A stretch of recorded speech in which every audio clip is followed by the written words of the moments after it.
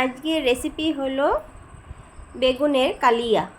তো বন্ধুরা, অনেক কিছুই কালিয়া খেয়েছেন। বেগুনের কালিয়া যদি না খেয়ে থাকেন তাহলে এইভাবে বেগুনের কালিয়া করে একবার হলেও খাবেন, খুব ভালো লাগে খেতে। বন্ধুরা, পুরো রেসিপিটার সঙ্গে থেকে দেখুন, আশা করি আপনাদের ভালো লাগবে। আর এখানে যেহেতু বেগুনের কালিয়া হবে, তো বেগুন নিয়ে নিয়েছি অনেকগুলো ছোটো ছোটো সাইজের বেগুন। এরকম সাইজেরই বেগুন নিতে হবে, বা আপনারা চাইলে আরও ছোটো সাইজেরও নিতে পারেন। আর এখানে নিয়ে নিয়েছি রসুন, কাঁচা লঙ্কা, পেঁয়াজ, একটা টমেটো আর একটু আদা। তো এইভাবে বেগুনগুলো কিন্তু আমি কেটে নিচ্ছি 4 ফালা করে। এভাবে 4 ফালা করেই কিন্তু কাটতে হবে। আবার এটাও খেয়াল রাখতে হবে যেন বেগুনগুলোর ভিতরে যেন পোকা না থাকে। পোকা থাকলে কিন্তু সেটাকে বাতিল করতে হবে। দেখুন, আমি কিন্তু বেছে বেছে কয়েকটা বেগুন নিয়ে নিয়েছি। আর যেগুলো আর কয়েকটা কেটেছিলাম সেগুলোর ভিতরে পোকা ছিল, সেগুলো কিন্তু আমি সাইড করে রেখে দিয়েছি। আর এবার নুন হলুদ দিয়ে আমি ভালো করে মেখে রেখে দেবো সাইডে। তারপরে দেখি মশলাটা পেস্ট করতে হবে।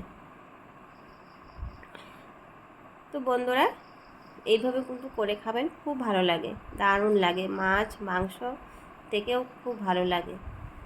আর এখানে দেখুন আদা, কাঁচা লঙ্কা, রসুন, পেঁয়াজ সব কিন্তু পেস্ট করে নিব। পেস্ট হয়ে গেছে।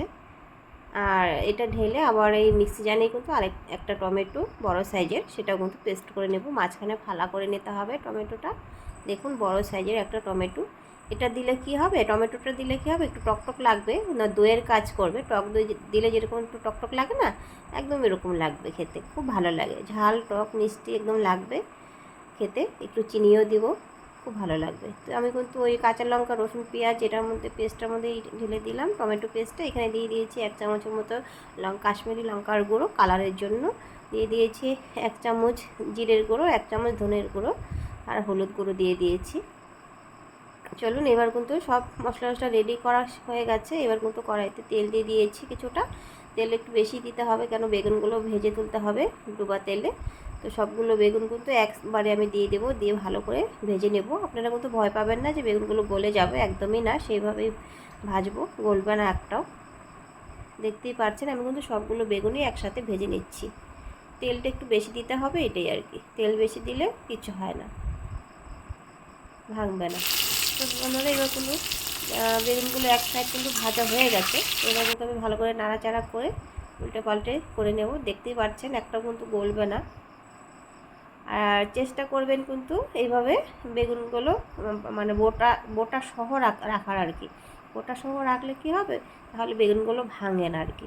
আর দেখতেও ভালো লাগে, খাওয়ার সময় কিন্তু খেতেও ভীষণ ভালো লাগে। তো বেগুনগুলো কিন্তু প্রায় ভাজা হয়েই গেছে, এবার কিন্তু তুলে নিতে হবে। আর বেগুনগুলো কিন্তু এইভাবে লাল লাল করেই ভাজতে হবে। তো ভাজা কিন্তু হয়ে গেছে, এবার কিন্তু আমি তুলে নিচ্ছি, হাত দিয়েই তুলে নিচ্ছি বোটাগুলো ধরে ধরে।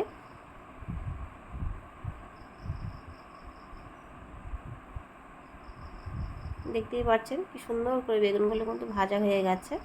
এই দেখুন, সুন্দরভাবে সিদ্ধও হয়ে গেছে, ভিতরটা পারফেক্টভাবে ভাজা হয়ে গেছে। এবার কিন্তু ওই তেলে দিয়ে দেবো 2টো শুকনো লঙ্কা, 2-3টে শুকনো লঙ্কা দিয়ে দিয়েছি, কিছুটা কালো জিরে দিয়ে দিয়েছি। এবার একটু নাড়াচাড়া করে নেব। নাড়াচাড়া করে নিয়ে মশলাটা দিয়ে দেবো, যা যা মশলা করেছিলাম সেই মশলাটা দিয়ে নিচ্ছি। ভালো করে নাড়াচাড়া করে নিতে হবে, ভালো করে কষাতে হবে। দিয়ে দিচ্ছি 1 চামচ নুন, দিয়ে আবারও ভালো করে কষিয়ে নেব। আর একটু একটু করে জল দিয়ে কষাতে হবে। তো একটু জল দিব, একটু জল দিয়ে কষাতে হবে।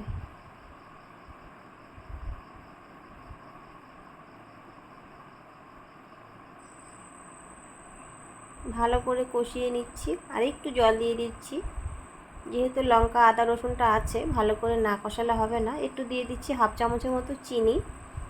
চিনিটা অবশ্যই দেবেন, ভালো লাগবে খেতে, ঝাল টক মিষ্টি লাগবে। টমেটোটা দিয়েছি যেহেতু একটু টকটক লাগবে। কষানো হয়ে গেছে, জল দিয়েছি, কষালাম, পারফেক্টভাবে কষানো হয়ে গেছে, তেল ছেড়ে দিয়েছে মশলার থেকে।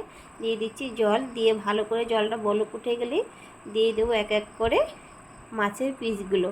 না না, মাছের পিস না, এগুলো বেগুনের পিস। তো বন্ধুরা, বেগুনের পিসগুলো কিন্তু দিয়ে দিতে হবে যখন জলটা বলক উঠবে। তো জলটা কিন্তু বলক উঠে গেছে সুন্দরভাবে, দেখুন অনেকটাই জাল হয়ে গেছে। মশলাগুলো পারফেক্টভাবে কিন্তু জাল হয়ে গেছে। আর মশলাটা যতক্ষণ জাল না হবে খেতে কিন্তু একদমই ভালো লাগবে না। তো দিয়ে কিন্তু মাছের পিসগুলো দিয়ে দিচ্ছি। না একদমই না, দিয়ে দিচ্ছি বেগুনের পিসগুলো। দেখতে পাচ্ছেন সবগুলো বেগুনের পিসগুলো দিয়ে দেবো। তো বন্ধুরা, বেগুনের কালিয়ার রেসিপিটা কেমন হয়েছে অবশ্যই কিন্তু কমেন্ট করে বলবেন। আর নতুন বন্ধুরা যারা আছেন তারা সাবস্ক্রাইব করে পাশে থাকবেন। এবার জাল উঠবে ভালো করে। আর দিয়ে দিচ্ছি লাস্টে গরম মশলার গুঁড়ো। আমি এখানে কোনো আর কাঁচা তেল কিন্তু অ্যাড করব না, যেহেতু অনেকটাই তেল দিয়েছি, অনেকটা তেলের মধ্যেই রান্না করেছি, দেখতেই পাচ্ছেন কালারটা কত সুন্দর হয়েছে। গ্রেভিটা কিন্তু পারফেক্ট আছে, ভাত দিয়ে খাওয়ার মতো হয়েছে। তো এবার কিন্তু নামিয়ে নেব। দেখুন এবার নামিয়ে নেব, থালাতে নামিয়ে নিচ্ছি এক এক করে। কি সুন্দর লাগছে না বন্ধুরা, বলুন তো। এবার গ্রেভিটা কিন্তু দিয়ে দিচ্ছি। এবার থালাতে ভাত বেড়ে নিয়ে একটু সাজিয়ে নিচ্ছে, দেখুন কি সুন্দর লাগছে। তো বন্ধুরা, আজকের মতো এখানেই বিদায় নিচ্ছি। আবারও নতুন নতুন রেসিপি নিয়ে আনার চেষ্টা করব আপনাদের সামনে।